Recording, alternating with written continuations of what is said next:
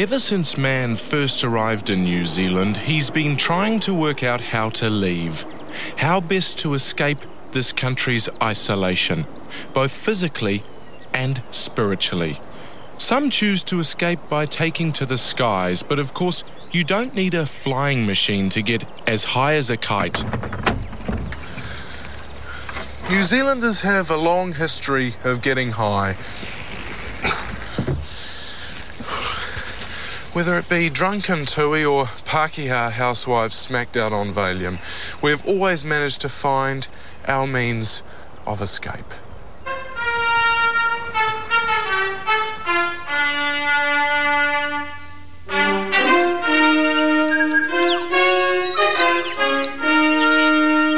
They actually go quite stupid on the nectar.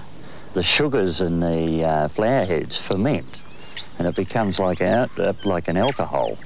Even before the arrival of man, our fauna was happily getting high, like these tuis at the Wairaki golf course. They fly around into each other, they fall out of the trees, flopping around on the ground. The influence of drugs is evident in many aspects of our history. In fact, the very founding of New Zealand at Waitangi took place in a cloud of intoxicants and intoxication. Forensic analysis of the treaty reveals traces of rum, absinthe and opium. We now know that at least 7 of the treaty signatories were inebriated. And this raises significant questions about the constitutional integrity of the treaty. One of the signatories, Lord Commodore Mount St Sebastian John, even made mention of it in a letter to his mother. Dear Mother, the treaty was signed at a ceremony that one can only describe as a godless debauch of a to-do. A Maori chief and I took our leave and did partake of a large cigar possessed of an opiate from the Orient, and I found myself meditating on the very meaning of happenstance. But before hard drugs were readily available, ordinary New Zealanders had to make their own fun. This giant dragon was intended to represent a drug-fueled hallucination and prove popular with Kiwis in an age before LSD and angel dust.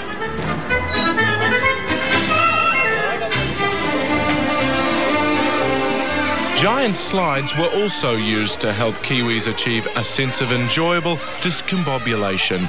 I went up all right, and then it was the coming down.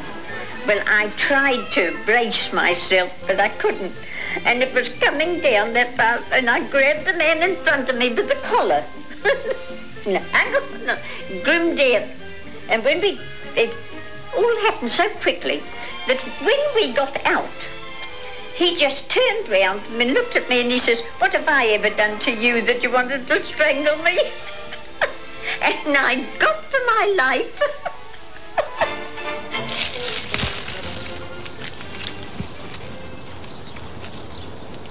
Early Maori were practically teetotal, but they did indulge in stimulants derived from native flora and even fauna, as depicted in this recently discovered animated film from the 1930s.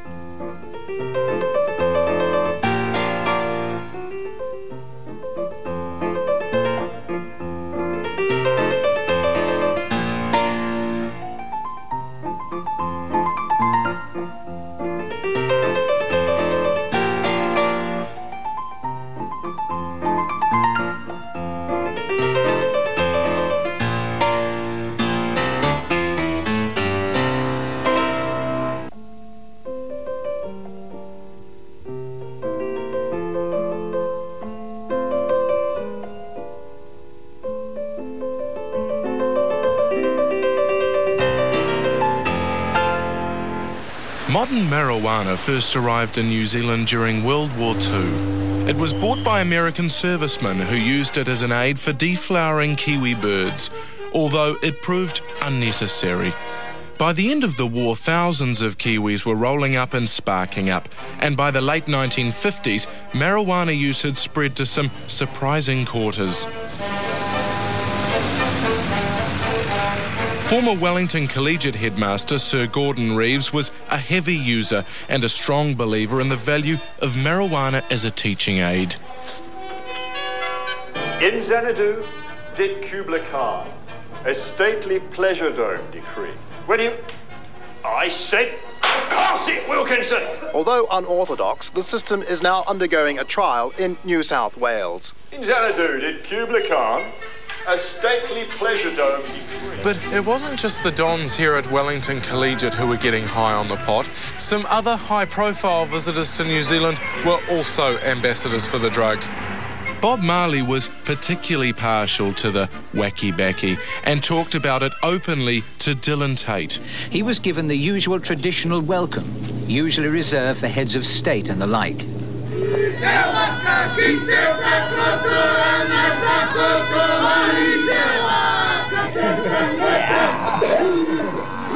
Perhaps the most controversial aspect of Rastafarianism is the use of marijuana as a central part of the philosophy.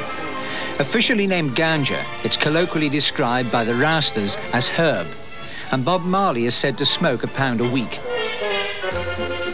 Do you have to smoke to be a Rasta? No, man. But in this time, I mean, like, for instance, you're reaching a sense where you're strong enough, can take a little smoke. So when all them car pass, although you live in the city, you don't hear it because you're thinking. Differently if you just live so.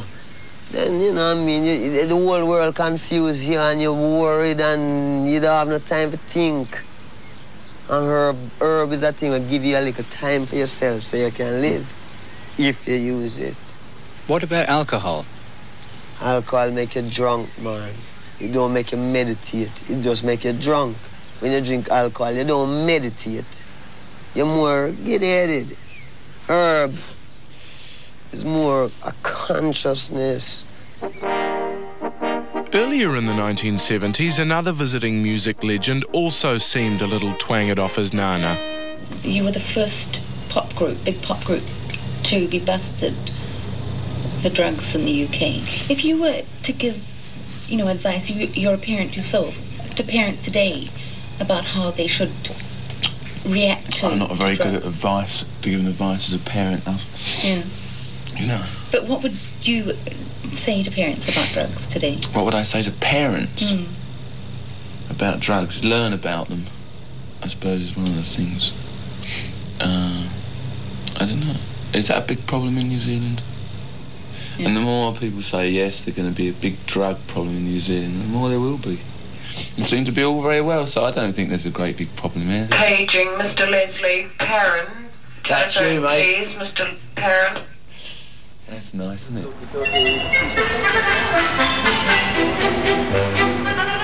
Today, even High Court judges smoke drugs openly. It's ordinary, harmless old tobacco that we now frown upon, but that hasn't always been the case.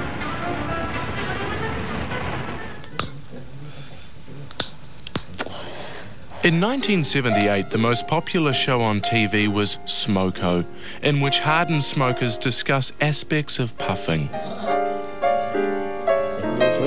We gave 6 habitual smokers of high-tar cigarettes a standard low-tar brand of cigarette to smoke.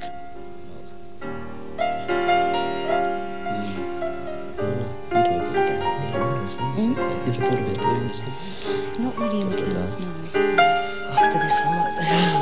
We asked them whether they found the low-tar cigarette to be a satisfying substitute for the higher-tar brands they were used to. I feel as actually if I would have to have about 3 cigarettes to satisfy me more with this one, more than my usual brand of cigarette, which I'd only smoke one of. Why is that? You have to smoke very hard on it to get the benefit of it going into your lungs. So when you draw, you feel as though there's nothing there? Yes, you're taking twice as many draws to make up for one cigarette. But as we'll soon learn, escaping one's own circumstances isn't always plain sailing. Of all the drugs available in New Zealand, by far the most popular is alcohol. It's cheap, it's easy to take, and you need not shove it up your ass to bring it into the country.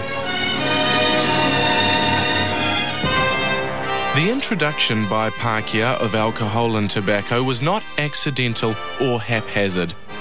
It was first trialled on native children who took to the exotic vices with vigour. Settlers soon realised they had an untapped market. In fact, New Zealand was not so much settled as debauched. Maori called the liquor waipero, or rotten water, but necked it like nectar. While it's true that the story of New Zealand can be traced alongside the banks of a mighty river of alcohol, history tells another tale. A tale written by wowsers, the Christian temperance societies who tried to put a cork in it. It was only returned servicemen who saved us from complete prohibition. After the war, they were in no mood for a boozeless nation. But the temperance movement had a partial victory that turned into an own goal. Their victory was to bring about the biggest thing to happen in New Zealand history. They forced the pubs to close at 6 o'clock.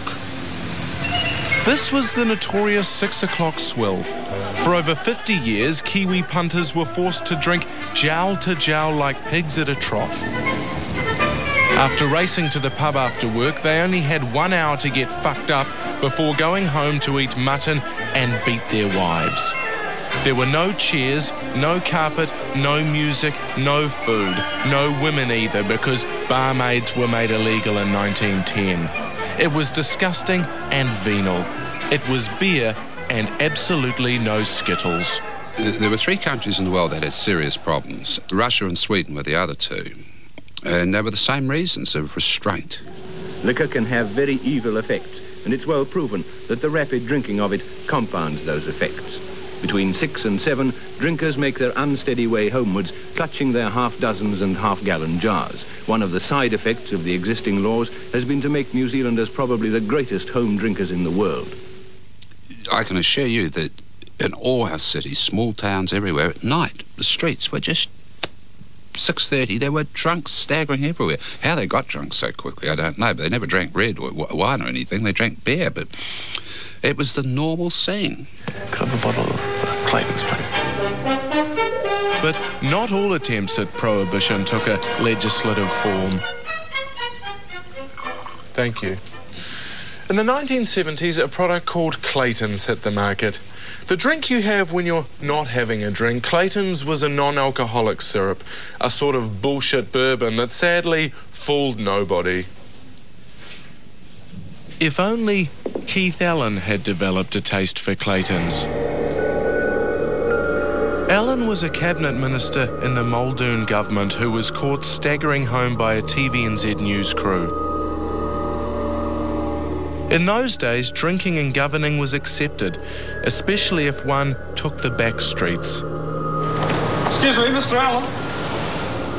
In fact, alcohol was almost considered an indispensable lubricant at the highest level.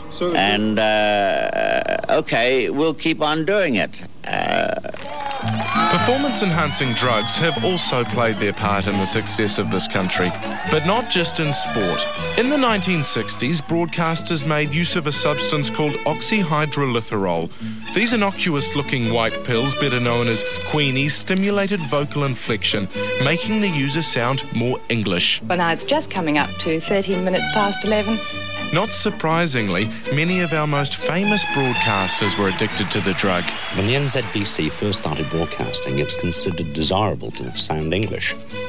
And the more English you sounded, the more you were worth as a broadcaster. GOFTA, the Guild of Film and Television Arts, bringing together actors, writers, technicians, producers, directors... At the time, Queenies were thought to have no serious side effects. We're coping in the aftermath of the disaster. Well, New Zealand women were the first in the world to get the vote. Do you think they've become a little bit complacent now? We now know the terrible long-term effects the drug can have. I was tired.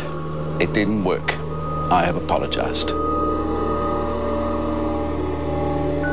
But there was another drug that was to affect our broadcasters like no other.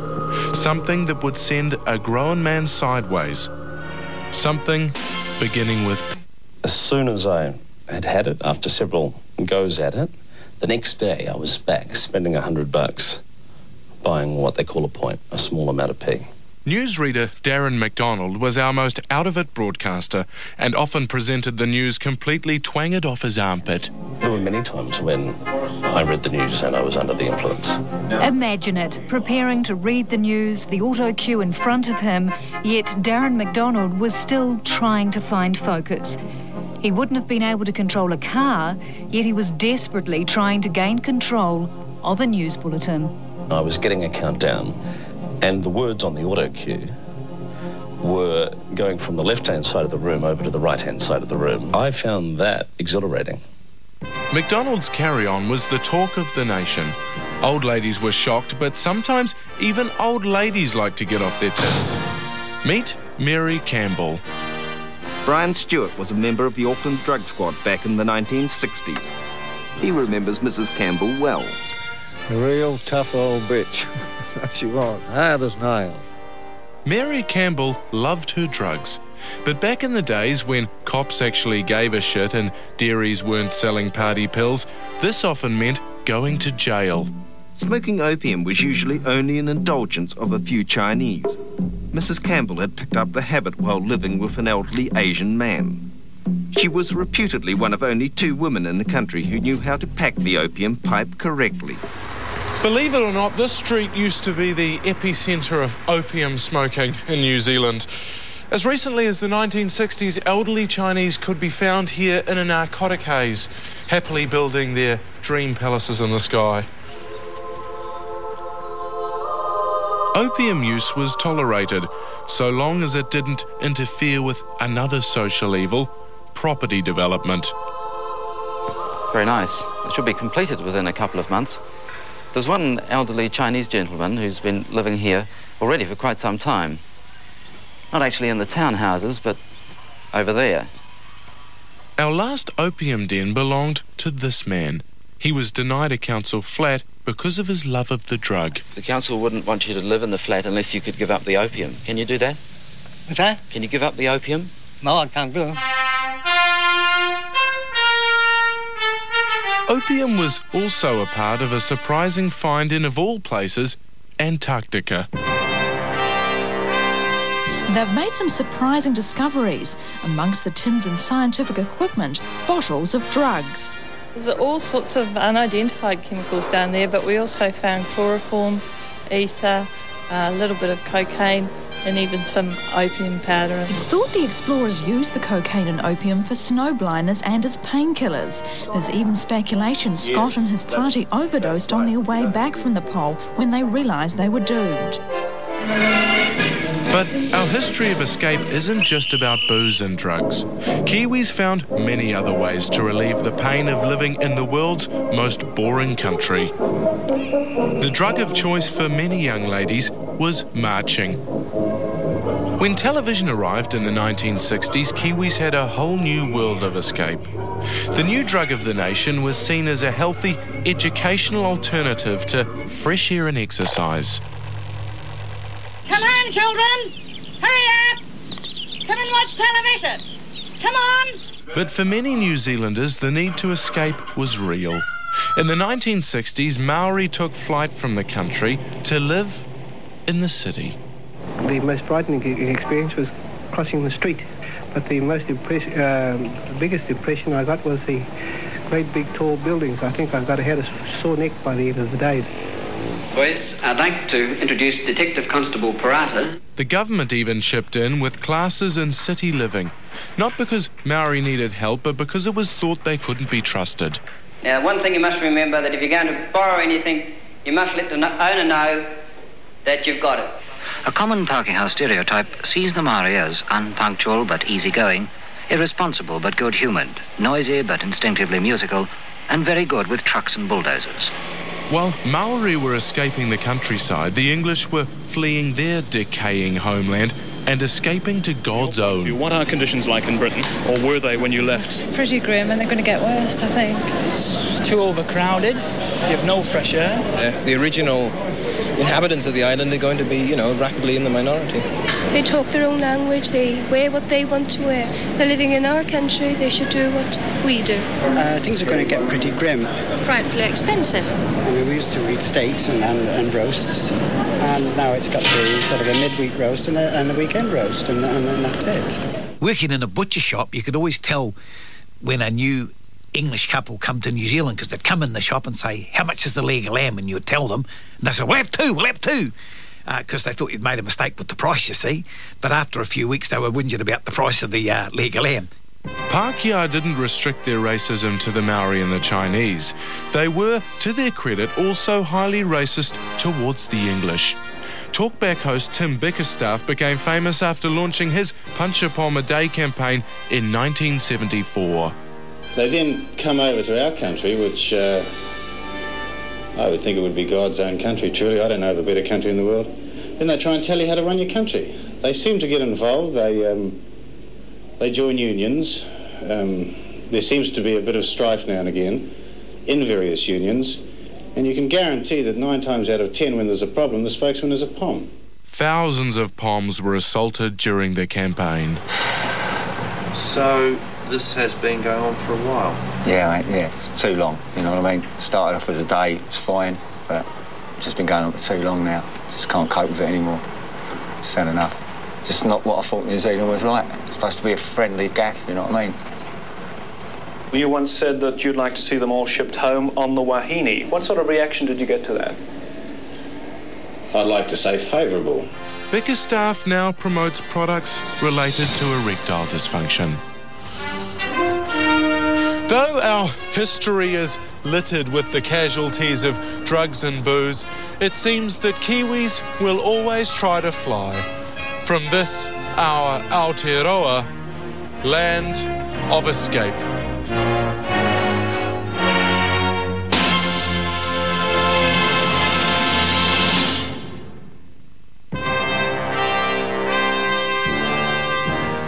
Next week, Jeremy explores power from boy racers to politicians.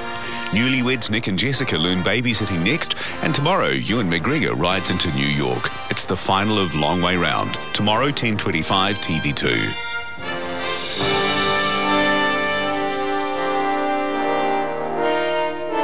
This program was made with funding from New Zealand On Air.